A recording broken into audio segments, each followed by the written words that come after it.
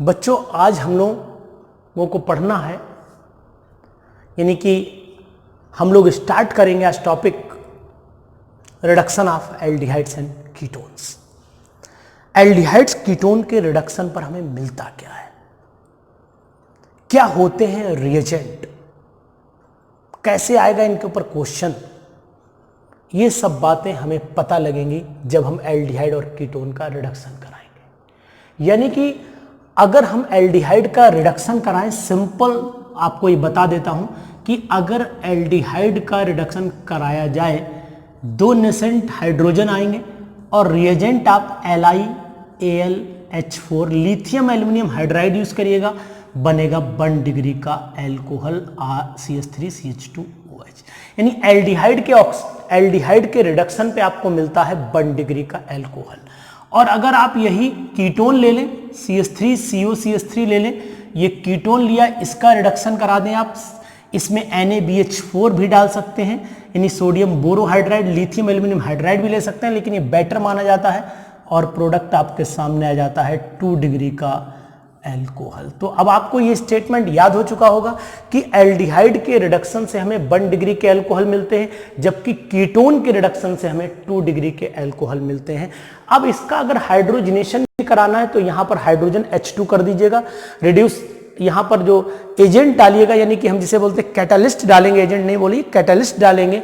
Hydrogen के साथ में प्लेटिनम यूज कर सकते हैं, पैलेडियम यूज कर सकते हैं, निकल यूज कर सकते हैं, इनमें से कोई भी। तो अगर आप हाइड्रोजनेशन कराना चाहते हैं तो आप H2 डायरेक्ट पास कर दिए, आप रिडक्शन कराना चाहते हैं तो फिर रिड्यूसिंग एजेंट के साथ में करिए।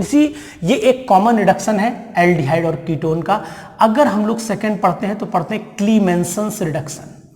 क्लीमेंसन्स रिडक्शन क्या कहलाता है? क्लीमेंसन्स रिडक्शन में कोई भी कार्बोनाइल जो ग्रुप होता है उसमें 4 नेसेंट हाइड्रोजन जुड़ते हैं, और ये 4 नेसेंट हाइड्रोजन कहाँ से आते हैं? जिंक, मरकरी, जिंक अमलगम भी बोलते हैं, जिंक, मरकरी और HCl से, और यहाँ से वाटर रिलीज हो जाएगा, H2O, 2 H बचेंगे, वो जोड़ दीजिए।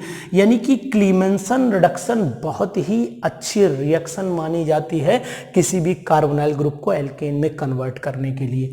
अगर आप यहाँ CH3CHO लेते हैं और सेम रिएक्शन कराते हैं तो आपको सेम कंडीशन में इथेन मिल जाएगा, CH3CH3 मिल जाएगा। चेक करिए, यहाँ से H2 निकाल दीजिए, जो 2 हाइड्रोजन बचे यहाँ जोड़ दीजिए।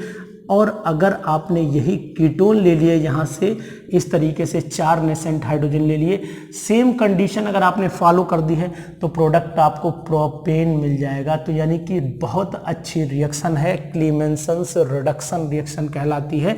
ये क्लीमेंसन्स रिडक्शन रिएक्शन हेल्पफुल है किसमें? आपको एल्डिहाइड या कीटोन को एल्केन में कन्वर्ट करने के लिए। इसी के बाद एक आ जाती है रिएक्शन जिसका नाम है वुल्फ किश्नर रिडक्शन रिएक्शन। यानी कि अगर वुल्फ किश्नर रिडक्शन रिएक्शन आप पढ़ लेते हैं तो वो उसमें भी यही कंसेप्ट है। तो यहां पर हम लोग पढ़ लेते हैं वुल्फ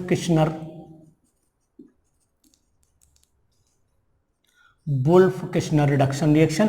इसमें भी कार्बोनाइल ग्रुप की पहले तो NH2 यानी कि हाइड्रोजन से रिएक्शन कराते हैं, और हाइड्रोजन में इसमें हीट करेंगे, 473 केल्विन के आसपास टेम्परेचर देंगे इसे। तो ये पहले तो बनाएगा हाइड्रोजन, जैसे कि आपने पढ़ चुके थे, और उसके बाद इसमें जब हम KOH का सॉल्यूशन डालेंगे तो यहाँ से N2 को एब्जॉर्ब कर लेगा, यानी कि एक्वस सॉल्यूशन KOH का डालते हैं तो ये N2 को एब्जॉर्ब कर लेता है और बना देता है एल्केन। तो इसी तरीके से CH2 वहाँ पर भी आया था, यहाँ पर भी आ गया है। ये अगर CH3 यहाँ पर लेते हैं, जैसे कि अगर मान लीजिए आपने यहाँ CH3 और H लिया तो ये एसिटल्डिहाइड है, वहाँ पर इथेन बन जाएगा, और अगर आपने यहाँ पर एसीटोन ले लिया तो वहाँ प्रोपेन बन जाएगा। तो सिंपल रिएक्शन है।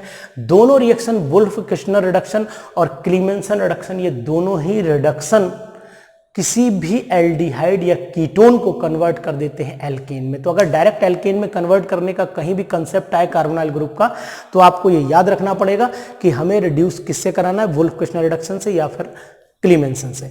यहीं पर अगर हम लोग HI, यानी कि अगर आप ये मान लें कि HI से भी करा दें, यानी रेड फॉस्फोरस और HI से भी करा दें, तो यहाँ पर अगर हम कार्बोनाइल ग्रुप ले लेते हैं और यहाँ पर हमने 4 नेसेंट हाइड्रोजन, ये कहाँ से रेड फॉस्फोरस लिया और HI लिया, तब भी आपका R यहाँ पर कार्बोनाइल ग्रुप जो है वो कन्वर्ट हो जाता है एल्केन में। तो ये बात भी यहाँ से वाटर रिलीज हो जाएगा, तो ये रिएक्शन भी हेल्पफुल हो जाती है। तो पहला तो हो गया आपका ये क्लीमेंसन रिडक्शन, तीसरा वुल्फ किश्नर हो गया, तीसरा हो गया आपका वुल्फ किश्नर, और चौथे पे अगर हम बात कर रहे हैं तो रिडक्शन विद HI भी बोला जा सकता है, यानी रिडक्शन विद HI। तो ये मैंने आज आपको इस वीडियो में बताया कि एल्डिहाइड और कीटोन के रिडक्शन से कौन कौन से प्रोडक्ट मिल जाते हैं। तो ये कुछ रिएक्शंस हुई एल्डिहाइड और कीटोन की। अब इसके बाद हमारे पास जो बची हुई रिएक्शंस हैं वो रिडक्शन रिएक्शन के बाद हो जाता है मिसलेनियस रिएक्शन में, जैसे कैनिजारोज रिएक्शन, एल्डोल कंडेंसेशन। कैनिजारोज और एल्डोल कंडेंसेशन मैं आपको यहां पर नहीं बता रहा हूं।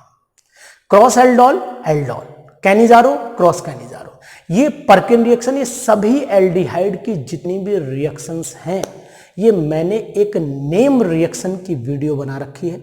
उस नेम रिएक्शन की वीडियो में जाकर के आप एल्डिहाइड कीटोन की जो रिएक्शंस हैं, चाहे वो गेटरमैन रिएक्शन हो, चाहे वो कैनिजारो रिएक्शन हो, कोई भी रिएक्शन हो, वो सभी रिएक्शन आपको वहां पर मिल जाएंगी। यानी एल्डोल भी मिलेगी, क्रॉस एल्डोल भी मिलेगी, कैनिजारो भी मिलेगी, क्रॉस कैनिजारो रिएक्शन भी मिलेगी, यानी कि आपका ये टॉपिक एल्डिहाइड कीटोन कंप्लीट हो जाएगा।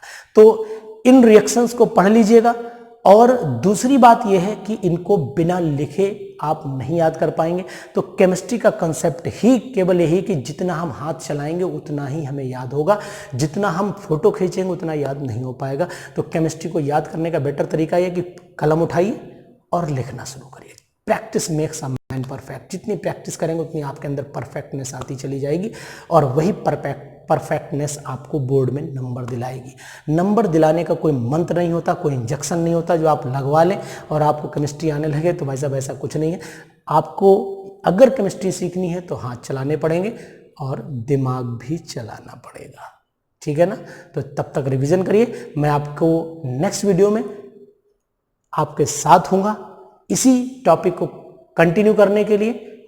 तब तक के लिए थैंक यू।